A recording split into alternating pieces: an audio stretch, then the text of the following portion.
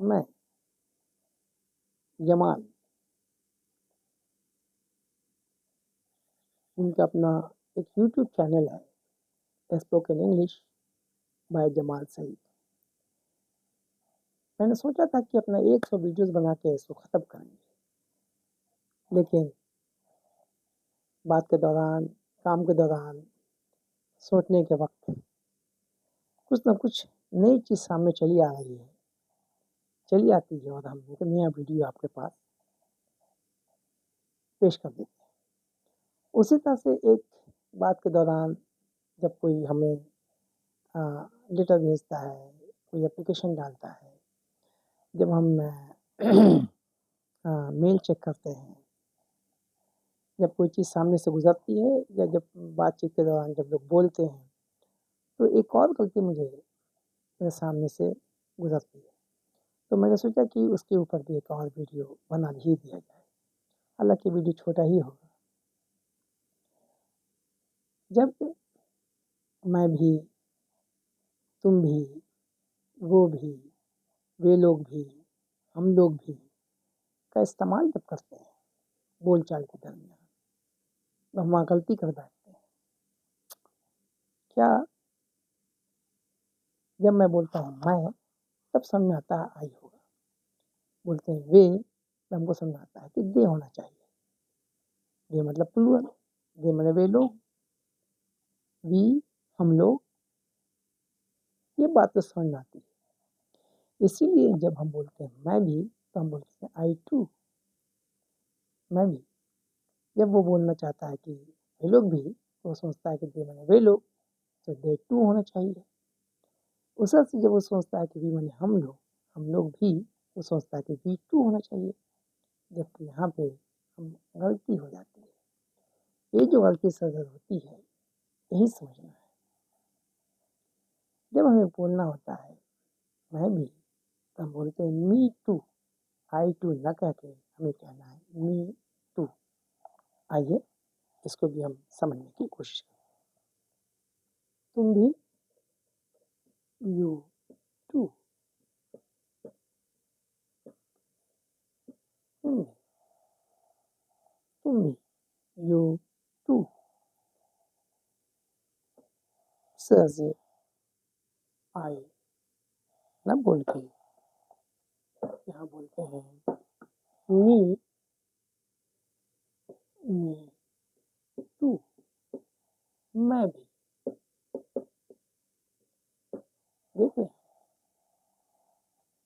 आई की जगह मैं और यू का यू होता है, यू का यू, आई का मी।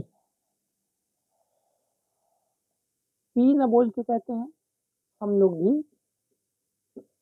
अस टू, हम लोग, हम लोग भी। होना चाहिए था वी, होना चाहिए था हम लोग के लिए वी, लेकिन इस्तेमाल कर रहे हैं अस, हम लोग भी, अस टू। उसी तरह से वो लोग भी, तो होना चाहिए था दे, लेकिन दे न यूज करके हम बोलते हैं दे से बनता है देम, हम बोलते हैं देम टू। देखिए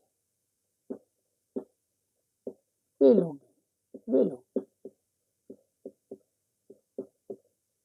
देखा कितना आसान है। नहीं जानकारी है तो गलती तो होना ही है। सही लिखने के लिए, सही बोलने के लिए किताब से भी रब्ता करना होगा, उस्ताद से भी मिलना होगा, और आपको क्लास भी ज्वाइन करना होगा। बगैर क्लास के, बगैर उस्ताद के, बगैर वीडियो के, बगैर अच्छे टीचर के आप सही से ही नहीं लिख सकते, सही नहीं बोल सकते। उसके लिए अच्छा बोलना होगा, उसके लिए अच्छी सोसाइटी ज्वाइन करना होगा, अच्छे उस्ताद को चुनना होगा, अच्छी किताबों का मुताला करना होगा, और फिर उसको प्रैक्टिस बनाना होगा। फिर लिखते लिखते, बोलते बोलते सब कुछ आ जाता है। उससे बेहतर और बहुत बेहतर आप लिख भी सकते हैं और बोल भी सकते हैं। कोई मार्केट प्लेस से सीख कर नहीं आया है। सीखने के लिए आपका जज्बा, आपका शौक, आपका क्यूरियोसिटी, आपका अवेयरनेस, आपका सोसाइटी, ये सब कुछ तय करता है। आपकी रीडिंग बुक्स, कौन सी किताबें आप पढ़ते हैं, आप अपना वक्त कहाँ गुजार रहे हैं, ये तमाम चीज़ डिपेंड करता है आपके ऊपर, आपकी सोच के ऊपर। अगर आपके अंदर जज्बा है किसी काम को ठान लेने का और फिर करने का, तो वो काम हो जाता है, यानी वो भारी से भारी काम भी आसान हो जाता है। लेकिन सीखने के लिए उसे ठानना होगा। जब हम ठान लेते हैं, हो जाता है। एक वक्त था जब मुझे भी कुछ मालूम नहीं था, फिर इसी शौक ने मुझे धीमे धीमे वहाँ से यहाँ तक पहुँचा दिया। फिर भी मैं अभी लर्निंग यानी कंटिन्यूस प्रोसेस में हूँ, क्योंकि लर्निंग जो है कंटिन्यूस प्रोसेस है, इसका एंडिंग नहीं है, हमेशा सीखते रहेंगे। हर एक चीज़ की एक गहराई है, जिस चीज़ में डूबेंगे वहाँ बहुत गहराई है। जितना सीखेंगे उतना आपको मिलेगा, और सीखेंगे तो और मिलेगा। हाँ, किसी चीज़ का भी एंड नहीं दिख रहा। कोई भी चीज़ उठाइए, साइंस में हो, आर्ट्स में हो, किसी भी चीज़ के ऊपर जाइए, आपके अंदर आजकल बहुत रिसर्च हो चुका है। पहले की अंग्रेजी अलग थी, आज की अंग्रेजी बहुत एडवांस हो चुकी है।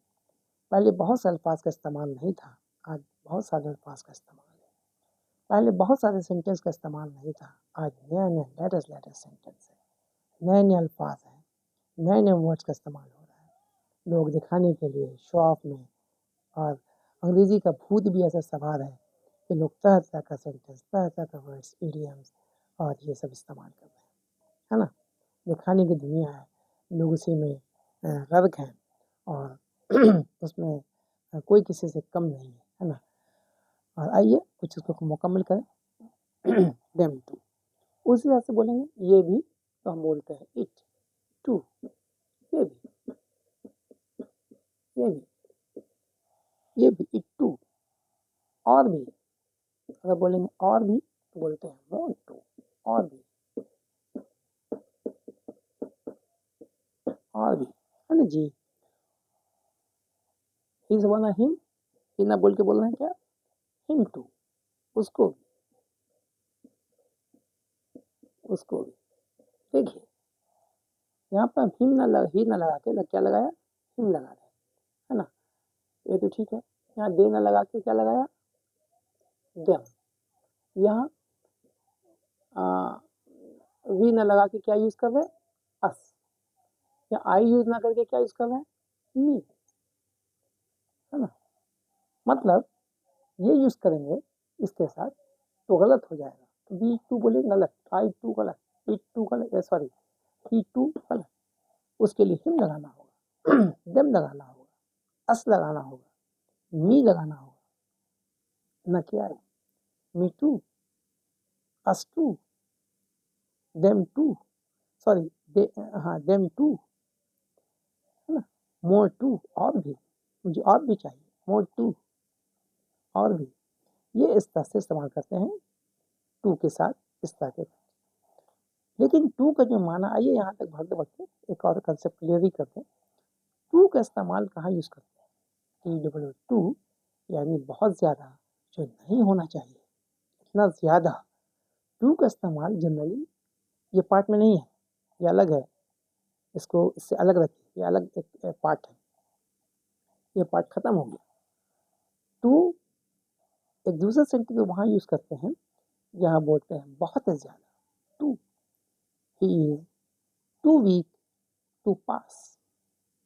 तब बोलते हैं वो इतना कमजोर है कि पास नहीं कर सकता, इतना ज्यादा, टू बहुत ज्यादा, कितना कि पास नहीं कर सकता। Is too weak to pass, वो इतना मोटा है कि चल नहीं सकता। Is too fat to walk. समझ में बात को। ऐसे जगह पर जहाँ बताना होता है बहुत ज्यादा निगेटिव सेंटेंस में कि नहीं हो सकता, पास नहीं कर सकता, चल नहीं सकता, आ नहीं सकता, जा नहीं सकता, कर नहीं सकता, इतना ज़्यादा है, तो हम बोलते हैं टू, और फिर लगाते हैं टी ओ टू, यानी he is too weak to go. ये अलग सेंटेंस है, ये पार्ट खत्म हो गया। ये सिर्फ समझाने के लिए बता रहे, he is too weak. stay weak to pass the examination. वो यहाँ ये टू लगेगा, वहाँ ये टू लगेगा, या ये टू लगाएंगे बहुत ज़्यादा, तब आगे ये टू लगेगा. He is too weak to pass the examination. He is too weak to walk. वो इतना कमज़ोर है, चल नहीं सकता. आप समझ गए कि टू का इस्तेमाल ऐसे सेंटेंस में या इस तरह से आप सोच रहे हैं तो वहाँ पे TW2 फिर आगे TO टू का इस्तेमाल करके सेंटेंस को पूरा करते हैं. तो आप मेरी बात समझ गए होंगे. आइंदा से आप इसका इस्तेमाल करेंगे. मैं भी तो बोलेंगे मी टू. वे लोग भी जाएंगे, खाली बोलना है वे लोग भी, देम टू. हम लोग भी जाएंगे, अस टू. समझ गए. उम्मीद है कि अब आइंदा आप गलती नहीं करेंगे. जज़ाकल्लाह खैर.